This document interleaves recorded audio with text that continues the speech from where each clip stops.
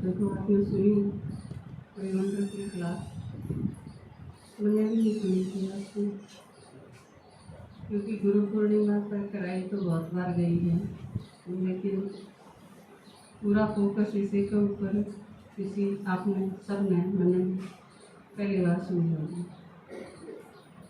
इससे वैसे भी महत्व पता चला है, क्योंकि गुरु वाली जो पद्धति है, एक थ्योरी है, वो भी थोड़े दिन नहीं 2500 साल चला।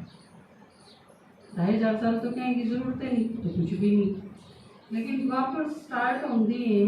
गुरु का महत्व भी ज़बरदस्त है और इम्पोर्टेंस भी उसकी कितनी है आपने समझा।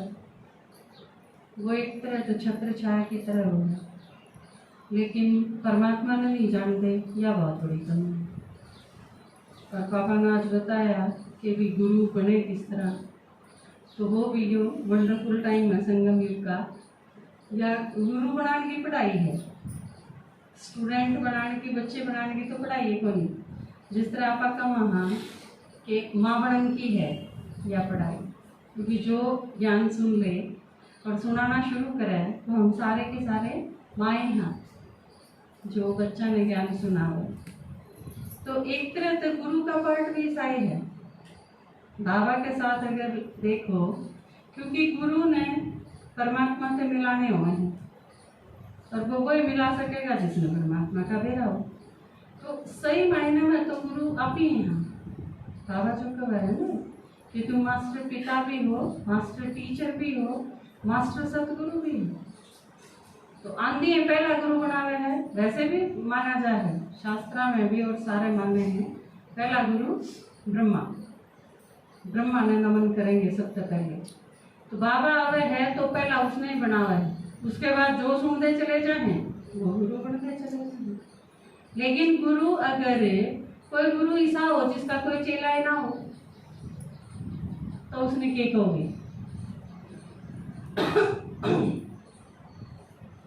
चेले तो होने चाहिए ना गुरु के, क्योंकि माँ बाप भी बने हैं इस दुनिया में। शादी होगी मान लो किसी की, तो इतने उनके बच्चे नहीं पैदा हो, इतने उनका सही गृहस्थी मानिए नहीं जानती, क्योंकि शादी हुई क्या खातर है? बच्चे पैदा करने खातर। अगर आगे संतान पैदा करिए नहीं तो फिर क्या की गृहस्थी? उस लाइन में जाने का कोई मतलब नहीं। और वैसे भी रिस्पॉन्सिबिलिटी मानी जाए, क्योंकि जो बच्चे पैदा करे हैं माँ बाप ने, उनकी ड्यूटी है कि वो आगे अपना वंश न चलाएं, आगे बच्चे दें। तो बिल्कुल इसी तरह बाबा जब ज्ञान सुनावे हमने, मारते ही जब किसी ने ज्ञान सुना दिया, इसका मतलब हम पैदा हो गए, तो फिर हमारी ड्यूटी है कि हम आगे उस वंश में चलाएं। ब्रह्मामुख वंशावली हम, तो या वंशावली आगे चाले मारे हैं। आम ओरा ने सुना में वह, फिर ओरा ने सुना में वह, फिर ओरा ने सुना में, या एक वंशावली अगर नहीं चालेगी तो इतने हम कोर्ट में हैं। बच्चा ने भी इतने वो आगे बच्चे नहीं पैदा करके देंगे तो वो कोर्ट में माने जाएंगे कि यह हमारी ड्यूटी है, रिस्पॉन्सिबिलिटी है।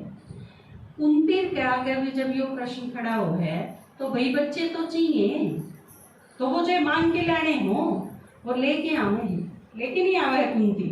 युधिष्ठिर ने कीते थे, भीम ने कीते थे, अर्जुन ने कीते थे, नकुल और सहदेव ने लेके आवे, क्योंकि ये उनकी रिस्पॉन्सिबिलिटी है। वो इस चीज खातर बंधे हुए हैं, तो हम सारे के सारे आगे सेवा खातर बंधे हुए हैं। तो ईद तक आप जिस ईद पर आप बड़े हो गए, मम्मी चली गई चली छोड़ के, तो जाया पाछा एकदम से यह चीज हुई गई, उन वाली सारी ड्यूटी संभालनी पड़ी एकदम से। लेकिन ईद तक हम सेवा क्यों कर करा थे? बताई हुई यो कर लो यो कर लो। उसमें भी कई जगह कमी आ जाए। जिस तरह जून मास में 2 जगह का उदाहरण बताऊं मैं आपको। एक गांव में गए हम प्रदर्शनी के लिए, और उसमें आई 35-36 के करीब माता थी, संख्या थी उनकी। और उसके साथ आई जो गली थी, वह माता जो बाहर खड़ी थी, उसमें हमने कहा कि माता जी आप सुमन खातर नहीं आए? तो उसने बताई कि मन तो मेरा ही कौन था, मेरी तो बताई क्यों किसी ने, बुलाई को नहीं। तो साथ आई गली वाली ने भी नहीं दे रहा था, इसका मतलब निमंत्रण नहीं दिए गए, सिर्फ अपनी अपनी गली में निमंत्रण दे दिया, उससे तो पार पड़ गई। बस एक नू हो गया कि हमने भी एक प्रोग्राम करवा लिया ना कांगर फोड़न में, तो या किसी की प्रदर्शनी हुई और इसमें कितनी बरकत होगी आप सोच सकोगे। एक जगह गए हम, एक दूसरी जगह प्रदर्शनी थी, काफी बड़ा घर था वो, लेकिन उस घर में तिल गिरने की जगह नहीं थी। सारा गांव उठ के आ गया और उन्हें बताई, हमने पूछी, मका आपने इतने सारे कुकर बुला लिए, किस तरह आए? क्योंकि मेरा तो पढ़ना चाहिए ना, वे तरीका इनका कौन सा था ताकि आगे हम बाकी जगह भी इस्तेमाल कर सका उसे चीजें।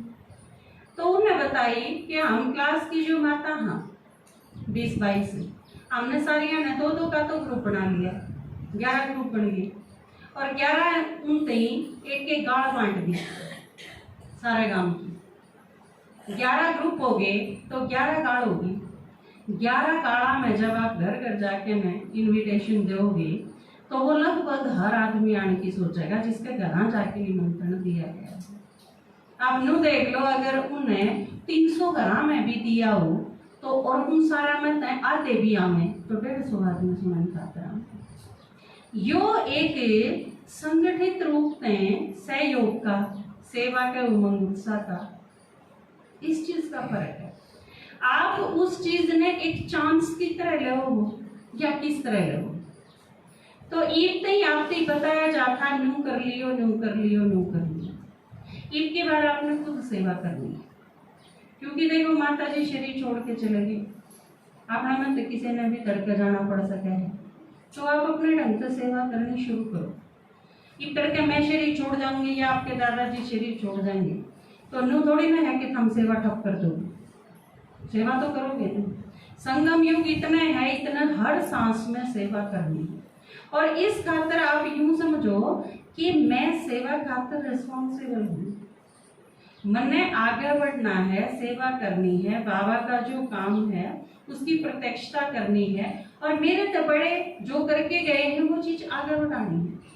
देखो हम हिस्ट्री पढ़ा करते, हिस्ट्री में बिल्कुल क्या आया करता कि जैसे चंद्रगुप्त मौर्य है, चंद्रगुप्त मौर्य ने ईसा करके दिया, फिर उसका पुत्र आया, चंद्रगुप्त भी थे, विक्रमादित्य आया, उसने क्या करा, उसके बाप के टाइम में उनके पास 4 जोन थे या 4 वो बटे हुए थे प्रदेश, आप मान लो, तो उसके बेटे ने 4 की जगह 7 कर दिए और संगठित कर लिया पूरा राज्य 2 रूप में।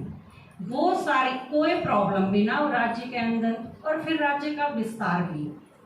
2 चीज कि जिस तरह देखो आप मम्मा जब गई तो यज्ञ किसा था, क्या हालत थी, कितना विस्तार था, कितना संगठित था, कितनी प्रत्यक्षता थी, किसी इमेज थी।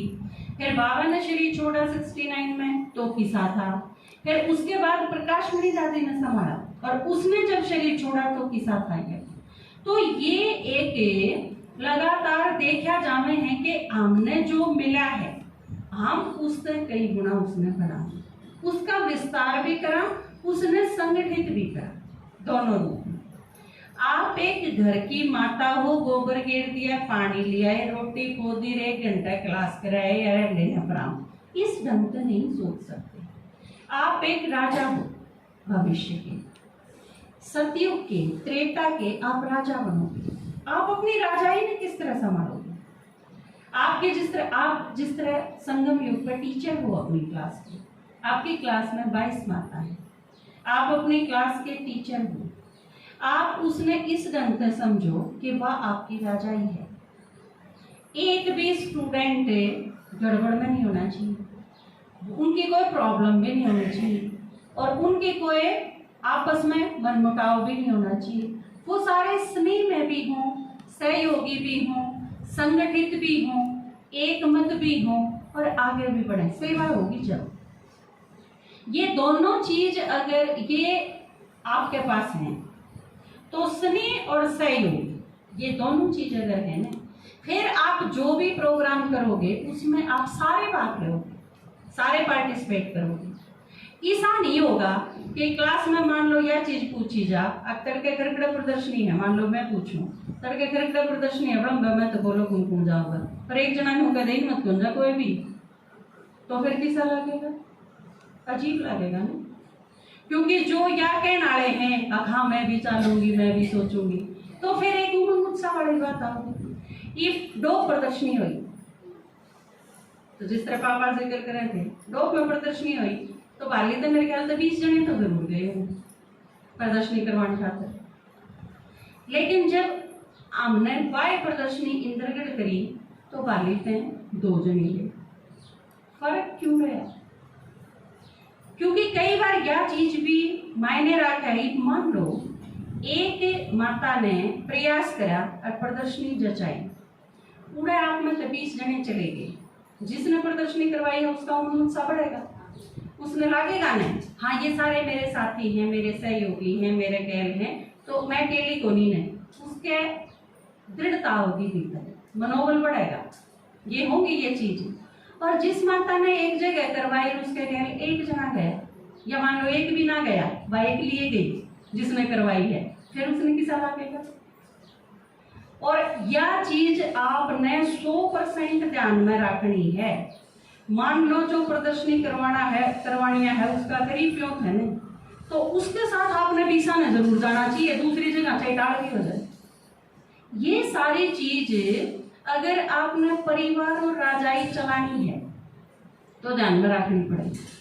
देखो द्वापर युग के राजाओं का जिक्र जब आवे है कि राजा बहुत अच्छा था, किन राजाओं का जिक्र आवे है अब वह भेष बदल के न काम आते ही न जाया करते कि उनकी प्रजा में कोई दुखी तो नहीं, किसी ने कोई परेशान तो नहीं करे। जरा बैठ के आदमी होका पींदे होंगे या पंचायत कर रहे होंगे या मुंह बैठे होंगे 10-12 आदमी, उनके बीच में बैठ के न भी एक बार का आदमी है, वो नॉर्मल बात करके नू पता लगाया करता कि इस राजा ठीक है कि नहीं, राजा के बारे में क्या विचार है प्रजा के, ये सारे संतुष्ट हैं कि नहीं अपने राजा से, और कोई प्रकार की प्रॉब्लम तो नहीं है जिसकी वजह से इनका शोषण हो रहा हो। आपने अपने आप को एक इतने ऊंचे स्टेटस पर रख के देखने की जरूरत पड़ेगी।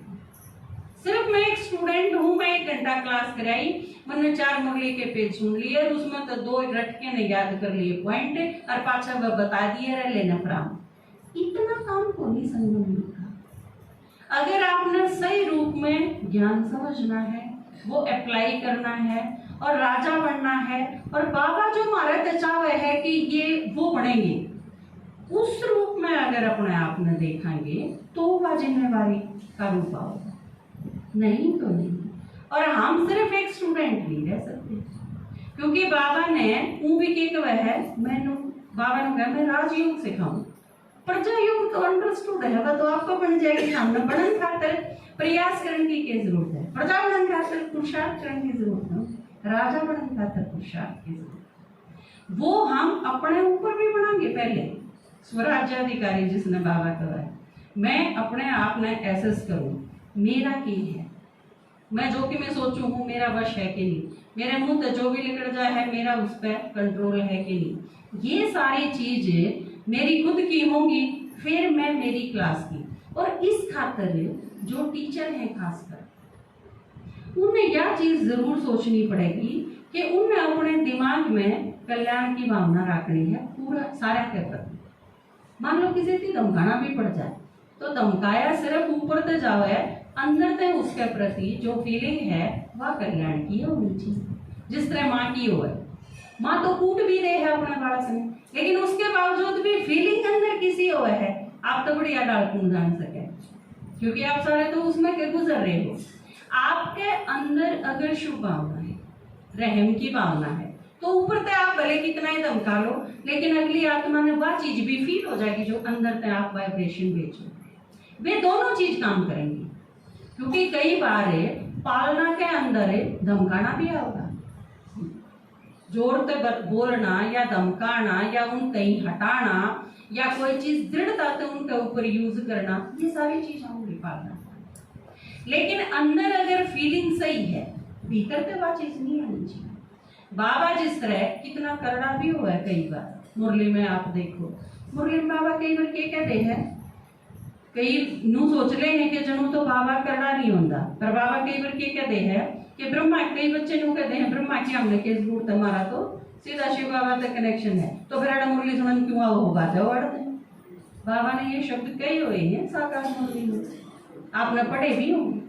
तो जो इतना करड़ा कह सके है, इसका मतलब वो धर्मराज वाला बीच बीच में एक आध रूप आ जावे है, लेकिन अंदर में फीलिंग के है, या चीज कह के भी बाबा चावे के है, या थोड़ी चावे है कि हम बात जाओ, या चावे है कि ब्रह्मा के प्रति रिस्पेक्ट कूट कूट के भरी हुई हो।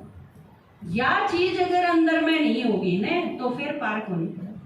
मम्मा तो ईर्ष्या करनी भी थी क्या तुम्हें, आपने केला गया है मम्मा बन गई तो 100% स्वीकार कर ली सारा ने, ऐसा नहीं था कति शुरू में। मम्मा ने अपने आप को स्थापित करा है, मम्मा ने यह चीज करके दिखाई कि वह मम्मा है। अरे इस खातर कई दिन सहन ना हुई यह चीज यज्ञ छोड़ के भी गए थे। उस टाइम पर हमने ग्रुप पर डाला भी था, मम्मा वाली जो बुक में है वो लिखा हुआ है दादियां का, कि ऐसा भी था कि मम्मा तो इस चीज खातर ईर्ष्या हुई, इस रूप में देख के राजी नहीं थे, और वो यज्ञ छोड़ के भी चले गए क्योंकि वो सहन नहीं कर सके थे। हालांकि उनके कोई नुकसान भी नहीं हुआ था, लेकिन यह चीज टॉलरेट को नहीं कर सके और यज्ञ छोड़ के नहीं चले गए। तो ये चीज आप अगर ध्यान रखोगे इन सारी चीजों का तो यह चीज कर पाओगे। इस खातर बहुत मेहनत की जरूरत पड़ेगी, बहुत बड़ा दिल रखने की जरूरत पड़ेगी। तो इस बार सावन 2 है, ठीक है ना, 1 नहीं 2 की बार आपके पास 2 महीने हैं सेवा करने की।